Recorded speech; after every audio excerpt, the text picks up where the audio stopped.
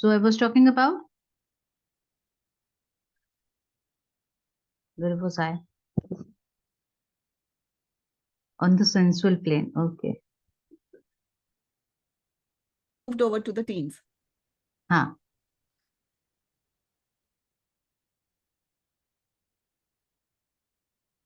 So from the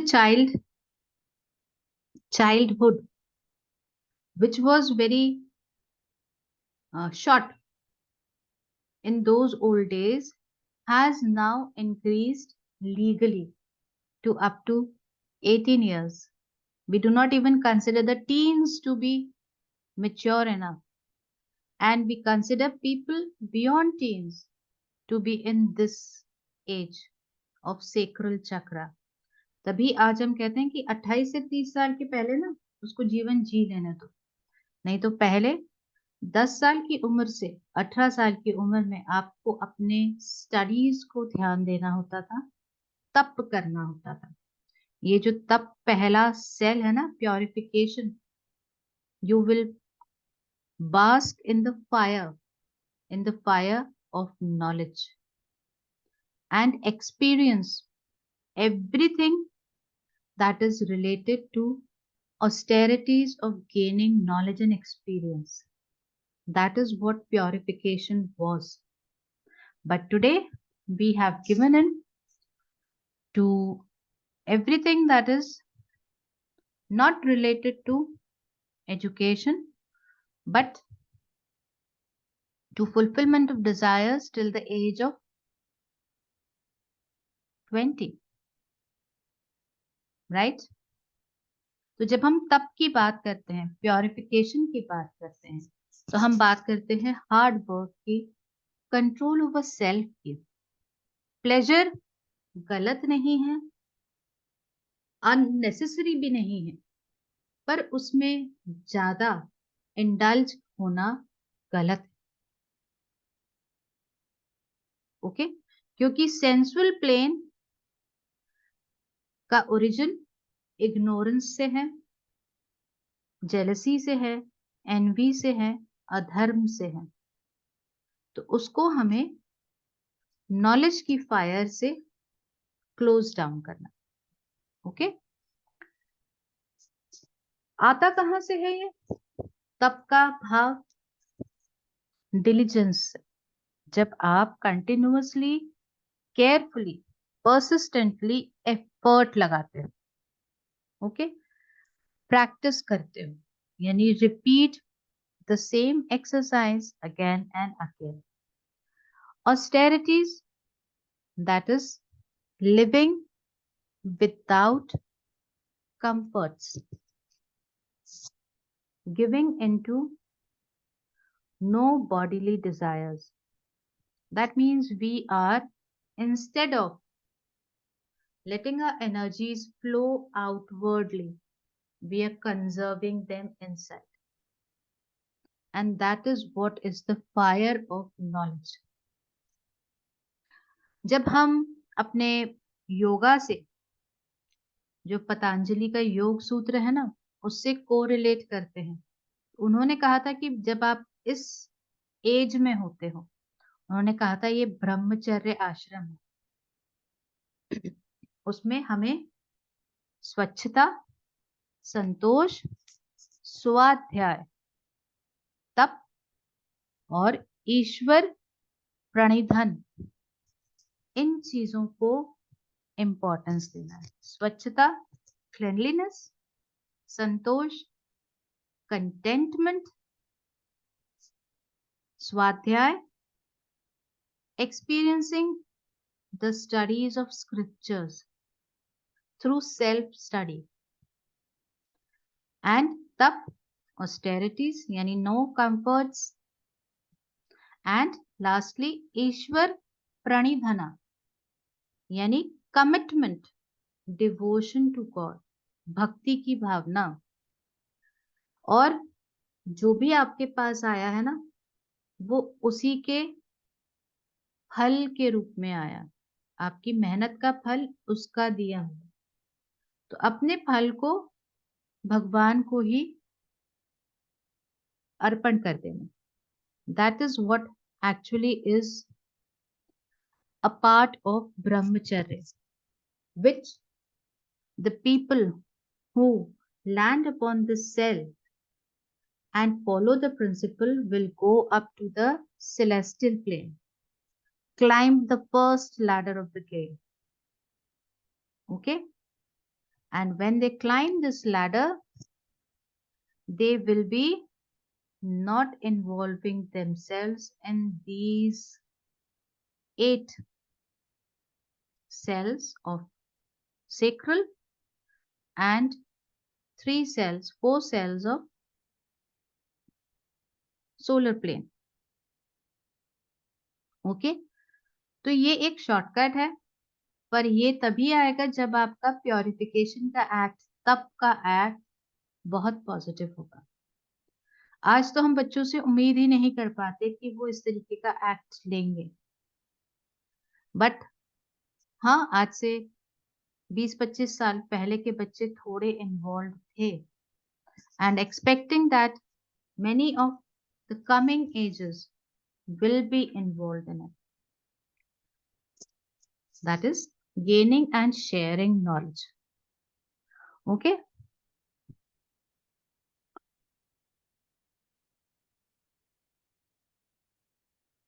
अब जब हम कहते हैं ना कि हमारे ऋषि मुनि तप करते थे वनों में जाके, तो उनके तप से खुश होके भगवान उनको वरदान देते थे, और ऐसे ऐसे वरदान दे देते थे, जैसे कल मैंने बताया था कि सुदर्शन चक्र ही दे दिया था, ठीक है ना। और इन वरदानों के डर से कौन सबसे पहले छटपटाता था? किसकी गद्दी हिलती थी? इंद्रदेव की। उन्हें बड़ा डर लगता था कि मुझे देवराज के पद से कोई भी हटा देगा, उठा के फेंक देगा। तो ये जो स्टोरीज जितनी भी है ना, ये मेनली इंद्र से रिलेटेड है, और इंद्र हम जानते हैं वो देवताओं के राजा थे, तो उनके दरबार में सब तरह के प्लेजर्स को इम्पोर्टेंस दी जाती, तो वो अपनी जिंदगी, अपना टाइम प्लेजर्स में निकाल रहे होते हैं, और डर उनको लगता है उनसे जो तप कर रहे हैं। तो you can understand the contrast, right? That fulfilling your desires is anti to the tapaloka, and that creates the fear in you. So the more you are controlled, the better you hold your foot upon this planet. Stories की बात करें तो मेनका और रंभा को, अप्सराओं को इंद्र ने भेजा था विश्वामित्र के ऑस्टेरिटीज को खत्म करने के लिए, है ना, उनकी जो भी साधना चल रही थी उसको खत्म करने के। और आगे बढ़े तो जो ऋषि गौतम थे, उनकी जो पत्नी थी अहिल्या, उनको भी उस रूप में, उनका रूप धारण करके ऋषि गौतम का रूप धारण करके अहिल्या को भी उन्होंने ही अपने स्टेट से अलग किया था, ऋषि गौतम के पास से दूर किया था, राइट? तो जब हम इस तप की हीट में, यानी वार्मथ में, द वार्मथ ऑफ नॉलेज, उसमें हम अपने आप को पका लेते हैं, तभी हम डिवोशन के लिए तैयार हो पाते।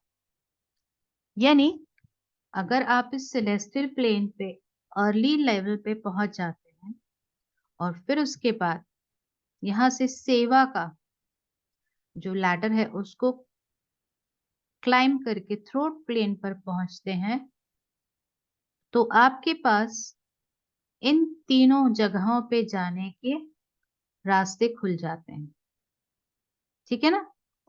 स्पेशली अगर आप 54 पे आके लैंड करते हैं, तो आप वापस वैकुंठ लोक चले जाएंगे। That means consciousness will be same as oneness to Vishnu. And this is what we are trying to reach, 54, so that we can find a shortcut here. So reaching this plane and then climbing the heart plane or the throat plane is the shortest route we have. Because if instead of climbing the ladder of purification, we move on to the ladder of mercy, it will take you to the supreme consciousness but beyond the cosmic level.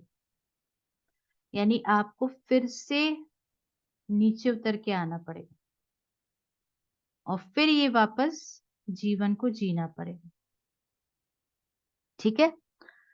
तो ये purification आपको बहुत हद तक दो चीजों को control करने में मदद करता है. एक तो आपके पास एक्सपीरियंस एंड नॉलेज आ जाता है, दूसरा आप डिवोशन का मतलब समझने लग जाते हैं.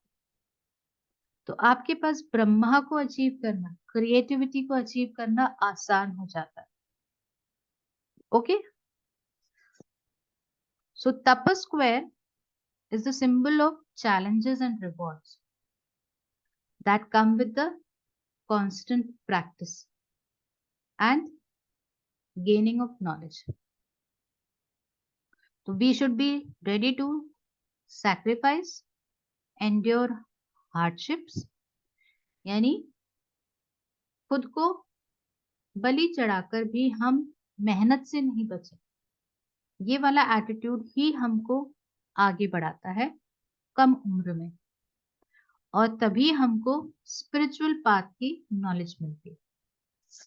सो purify your mind, body, achieve enlightenment, and this is what is going to help you avoid irsha, envy and jealousy.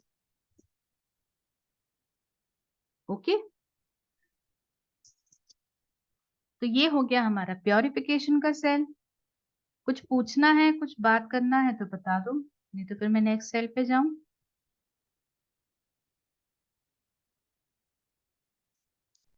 Okay. तो गंधर्व एंटरटेनमेंट 11 नंबर का जो सेल है, सेकेंड नंबर का, ये एक्चुअली वो सेल है जो कि जब हम माइथोलॉजिकली बात करते हैं, तो चाहे हमारे बुद्धिस्ट टेक्स्ट हो, चाहे हमारे हिंदू टेक्स्ट हो, चाहे जैनियों के टेक्स्ट हो, उन्होंने गंधर्वों को मेंशन किया हुआ है. और गंधर्व एक ऐसी मेल एनर्जी होती है जो कि एसोसिएट होती है क्रिएटिव आर्ट से, स्पेशली म्यूजिक से, है ना. तो जो भी हमारे नाट्य जगत से, यानी the field of drama and acting and music, people associated with that, they are called gandharvas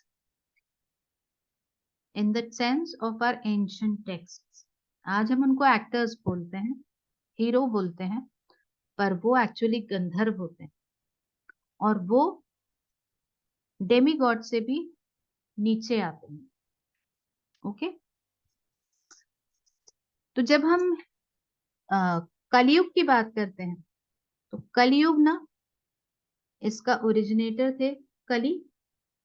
कली और द्वापर ये दो भाई थे. इन टाइम पीरियड्स का आपस में सिबलिंग्स का रिलेशन था, और इसलिए हम कहते हैं कि द्वापर युग के बाद कलयुग आएगा. ठीक है. पर इन दोनों भाइयों के टाइम पीरियड में गंधर्वों को बहुत इंपॉर्टेंस दी गई है. तो इसलिए आज हमारे हीरो एक्टर्स होते हैं बजाय राजाओं के या लड़ाकाओं के, जो कि पहले के युगों में होते थे. और गंधर्वों का काम होता है एक ड्रामा क्रिएट करना. Okay. Although they create music, they create rhythm, they create harmony, but it also creates a drama around it.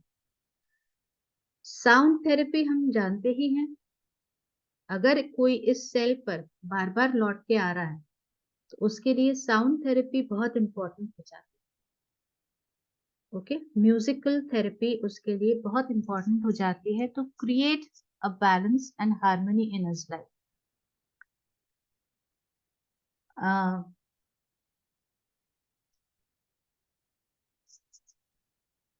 किसी को जब हम एंटरटेन कर रहे होते हैं, खुश करने की कोशिश कर रहे होते हैं या उसको प्लीज करने की कोशिश कर रहे होते हैं, खुश का सेंस यहाँ पे प्लीजिंग एटमॉस्फेयर क्रिएट करने से, तो ना हमको सरेंडर करना पड़ता है।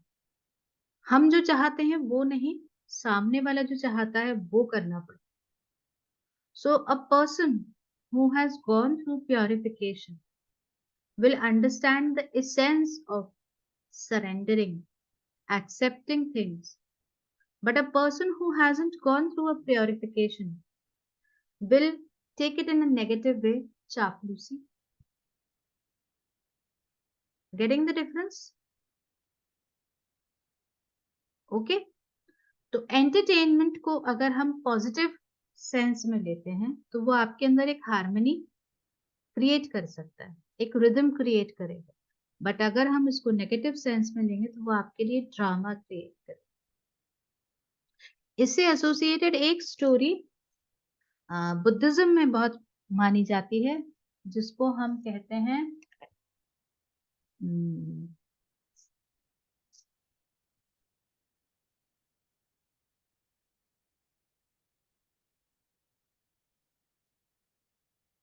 सुधन और अवतमसका सूत्र, मतलब फ्लावर एनलाइटनमेंट सूत्र जो उनका है उससे कोरिलेटेड है। मुझे ये हिंदी का वर्ड इसका समझ में नहीं आ रहा। सुधन जो थे वो, सुधन का मतलब क्या हो जाएगा? अच्छी, अच्छा धन, good wealth. He was a son of a merchant and he was very much inclined towards spirituality. He wanted to attain enlightenment and thereby he set on this journey to find the right teachers. उनके time में जो बोधिसत्व थे उनका नाम था मंजूश्री। तो उनसे मंजूश्री यानी वो बोधिसत्व थे विजडम के, बुद्धि के, है ना। तो उनसे उनने पूछा मंजूश्री से कि मैं कैसे इस स्पिरिचुअल विजडम को प्राप्त कर सकता हूं। तो उन्होंने कहा कि अच्छी कंपनी रखो, अच्छे दोस्त बनाओ, कभी भी अपने काम के प्रति अपनी ऑनेस्टी को खत्म नहीं करो। Never be lazy about your work, never be dishonest to your work, and that is how you will learn things, experience wisdom and will grow. एक के बाद एक ये सारे इंस्ट्रक्शंस फॉलो करते करते मंजूश्री ने उनको 52 टीचर्स 52 टीचर्स के पास एक के बाद एक स्पिरिचुअलिटी से रिलेटेड कोर्स को पढ़ने के लिए भेजा। उन 52 टीचर्स ने सुधन को इस लेवल का नॉलेज दे दिया कि उनको ये मालूम था कि समुद्र से क्या निकलेगा, उनको मालूम था कि कौन प्रीस्ट हो सकता है, कौन भिखारी है, कौन राजा है।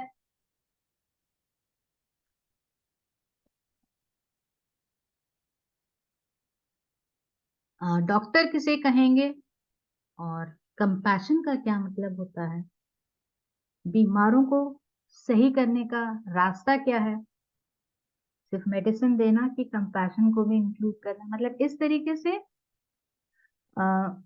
उनको बहुत बेसिक नॉलेज, जैसे हम लोग जानते हैं कि हमारे दत्त देव जिन्होंने कि अलग अलग जानवरों से सारी शिक्षा ग्रहण की थी, है ना। जब वो अपने वनों में यहाँ से वहां भटक भटक रहे थे, तो उन्होंने इन्हीं जानवरों को अपना शिक्षक माना था। वैसे ही सुधन ने इन सारे शिक्षकों से नॉलेज गेन कर कर मैत्रेय को प्राप्त किया था। मतलब उनसे उनकी मुलाकात हुई, और वो जो मैत्रेय थे वो बुद्ध का ही दूसरा रूप। तो आप भगवान को प्राप्त करने के लिए जब नॉलेज को जगह देते हो बजाय प्लेजर में डिवोट करने के, so you find that as and when you surrender to the knowledge from anywhere, you are able to gain wisdom and moksha. So entertainment should only be to the level to create a harmony and rhythm in your life, not beyond that. Right? Infatuation, attraction, जो कि teens का बहुत एक important हिस्सा होता है, उसको हमको इग्नोरेंस के बादल से नहीं ढकना है, उसको हमको एनवी के फीलिंग से नहीं ढकना है, उसको हमको एनलाइटनमेंट से लेकर आना है। गुड कंपनी को जगह देनी है, नहीं तो वो सॉरो ही क्रिएट करे। ओके। एंड यहाँ पे सेवा का सेल भी इसके आसपास है। तो यानी जितना आप लेना चाहते हो ना, उतना देना भी सीखना पड़ेगा, तभी आप इस एंटरटेनमेंट में ज्यादा इंडल्ज नहीं हो। This is how this cell can be overcome.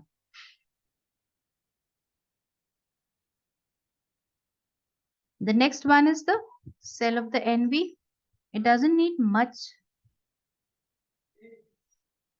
explanation basically ना। envy क्या होता है? ईर्ष्या का भाव कब आता है? जब हमको लगता है कि सामने वाले के पास कुछ ऐसा है जो हमारे पास नहीं, है ना, तभी हम ईर्ष्या में जलते हैं। तो ईर्ष्या कहाँ से आती है? मद से। और मद क्या है? आपका एवराइज। एवराइज कहाँ से आता है? कंसीट से, प्राइड से, नेगेटिव प्राइड से।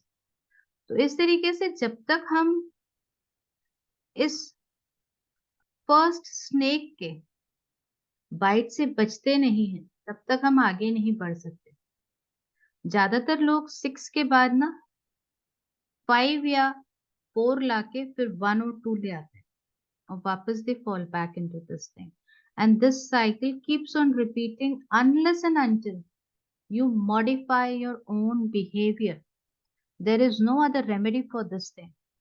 You have to give in to let go of ईर्ष्या भाव in yourself. सरेंडर करना पड़ेगा, इस जेलसी की फीलिंग को खत्म करना पड़ेगा।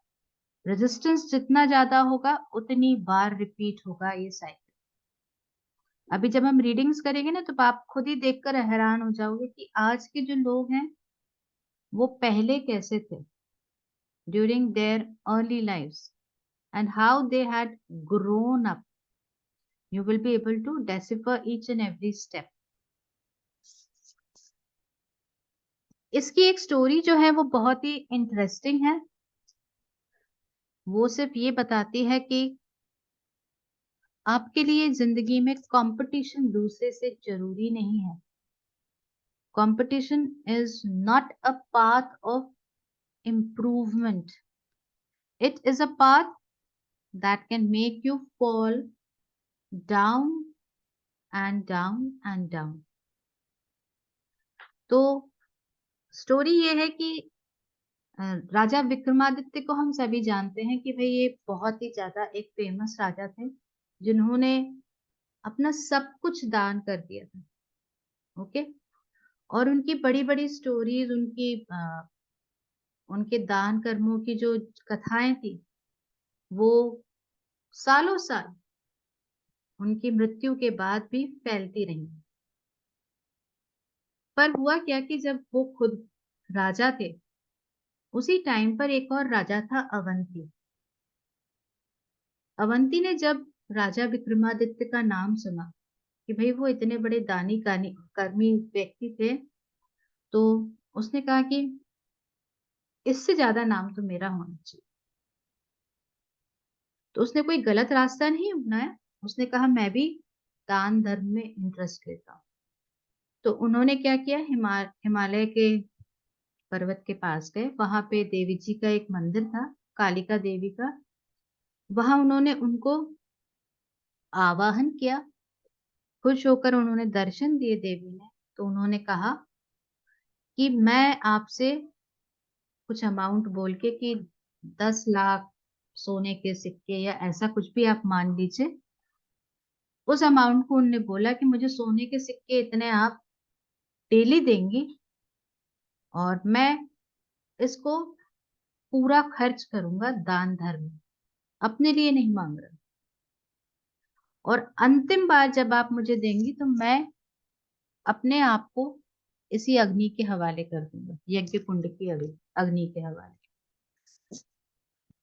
देवी जी तैयार हो गई। उन्होंने डेली उनको उतने पैसे देना शुरू किए, सिक्के देना शुरू किए। तो अवंती ने बहुत बड़े बड़े कारनामे किए, बहुत लोगों की मदद की, क्योंकि वो सब कुछ खर्च कर देता था। उसका इंटेंशन और कुछ नहीं था, सिर्फ वो विक्रमादित्य से जलते थे, ईर्ष्या थी कि उनसे ज्यादा नाम होना चाहिए। कीर्ति फैलने लग गई हर जगह। He got not lot of name and fame. Vikramaditya तक भी उनकी बात पहुंची। विक्रमादित्य भी जल्दी जल्दी वहीं पहुंचे, कालिका देवी के मंदिर में।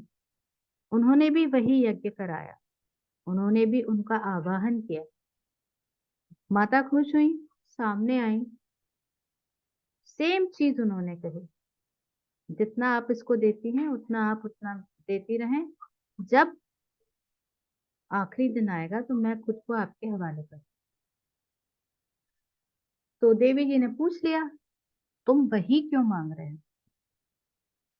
तो विक्रमादित्य का आखिरी सेंटेंस था, बस आप अवंती को बख्श देना। मतलब उनका इंटेंशन कंपटीशन नहीं था, उनका इंटेंशन ये था कि ये व्यक्ति ज्यादा दिन जीवित रह पाएगा तो ज्यादा लोगों को मदद करता है, यानी उनकी जगह मैं अपनी आहुति दूं।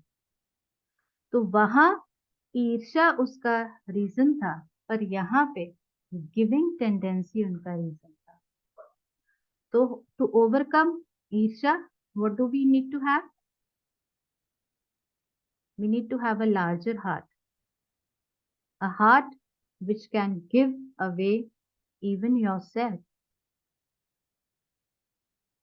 So this is the remedy for this thing, basically, that you need to give more to get more, not have a competition with others. So this is how you overcome envy.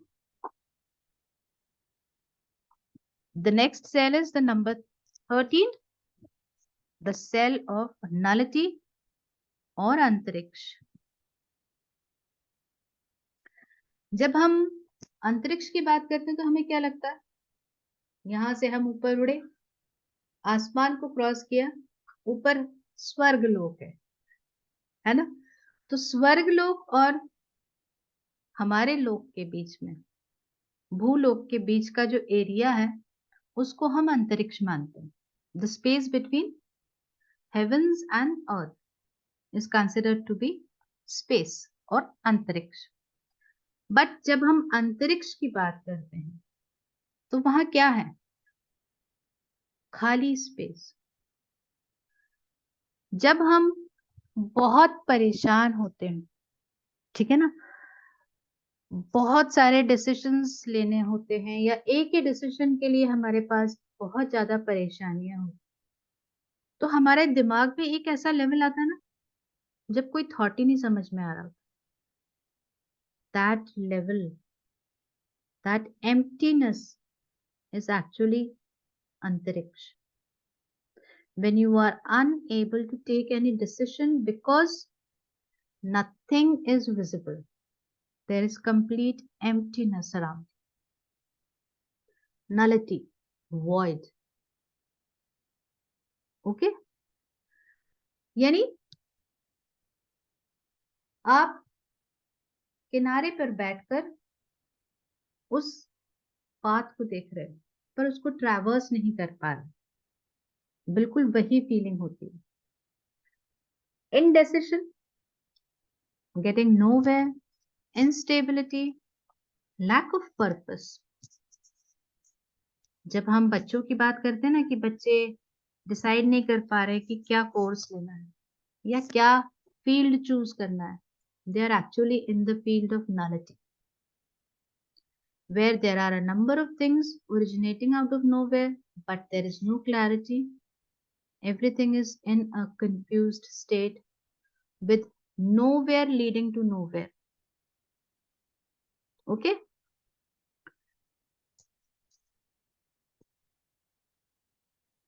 जब हम सही decision नहीं ले पाते तो क्या होता है?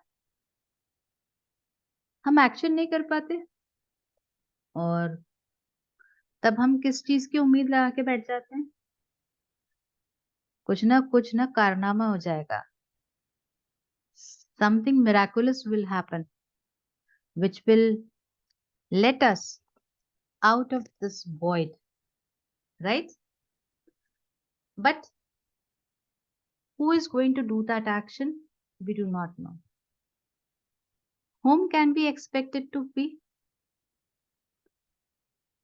It has to be somebody in the universe. It has to be somebody beyond us, somebody on whom we can believe, have trust. Okay? तो यानी हम किसी के कंट्रोल में आना चाहते।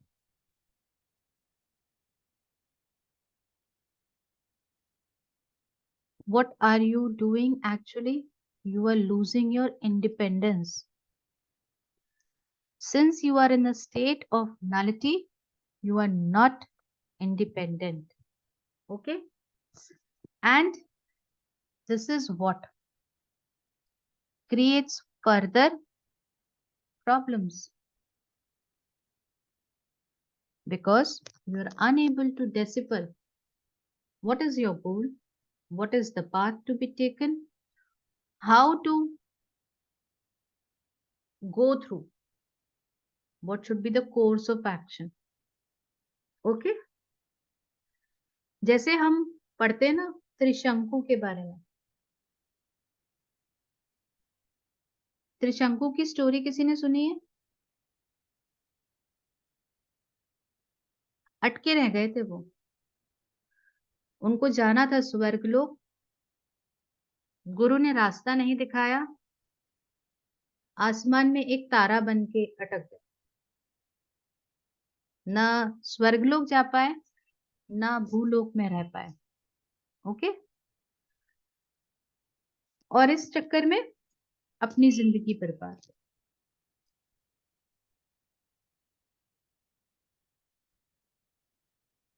तो अंतरिक्ष का रिजल्ट क्या होता है? अल्टीमेटली आप अकेले पड़ जाते हैं। हमने बहुत से लोग देखे हैं इस स्थिति में जो कि नेगेटिव इंटेलेक्ट के सांप के बाइट के कारण नलिटी पे गिर जाते हैं। यानी आपको सही समझ नहीं आई, आप इतना राइज कर गए थे कि आप बिल्कुल डिवाइन कॉन्शियसनेस में मिलने वाले थे, पर आपने चीजों को सही से समझा नहीं। उस लेवल पर भी पहुंचकर तो आप वापस नलिटी पे गिर गए। Exactly what happened with Trishanku. So you have to come out of confusion and lack of direction. And along with that, you have to give up this, what is this thing? Entertainment. Desires of entertaining, pleasure, and avarice, and jealousy, greed, everything. That means you have to bring your sacral chakra in complete control so that it can lead you to the plane of joy and help you to do the right actions, karma. क्योंकि यहाँ से अगर 6 cells आगे जाएंगे तो वो कर्मा पे ही ले जाता है. तो जब तक आप अपने आप को कंफ्यूजन में डाले रहोगे आप कर्म नहीं कर पाओ. तो नलिटी से बाहर निकलने के लिए कर्म करना जरूरी है बजाय सिर्फ थॉट प्रोसेस को जगह देने. Okay. So instead of waiting to make a decision, if somebody is there, ask him to make a decision. Whether it be bad or good, time will tell. But make a decision right now. Do a karma here. Do not stand alone in confusion. This is what nullity teaches you. And this is what we see maximum of the ladies going through in the early years of marriage. शादी के पहले का घर बहुत अलग होता है, शादी के बाद का घर बहुत अलग होता है. तो you will find maximum of them, they will land on the cell before deciding what to do.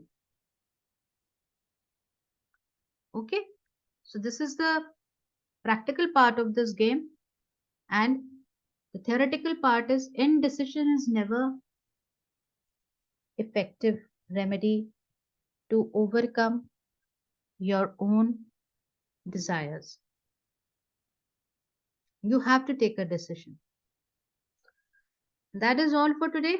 1 minute बचा है, कोई क्वेश्चन हो तो बता दो, नहीं तो अपन एंड करें. Ma'am, it will come with time. अभी नहीं. अभी तो कुछ समझ ही नहीं आ रहा होगा. Exactly. स्टोरीज है. But it's very interesting, ma'am, and it will definitely take us to some different level, I'm sure. It does. It's very awakening and eye-opening. इसके बाद जब तुम न्यूमरोलॉजी का कोर्स करोगी ना तो you will understand things in a very different light. इसलिए किसी को ज्यादा नहीं गाइड करती कि जब तक आपके खुद के अंदर से नहीं आएगी तब तक नहीं करना, बट आती है जब ये कोर्स कर लेते हैं.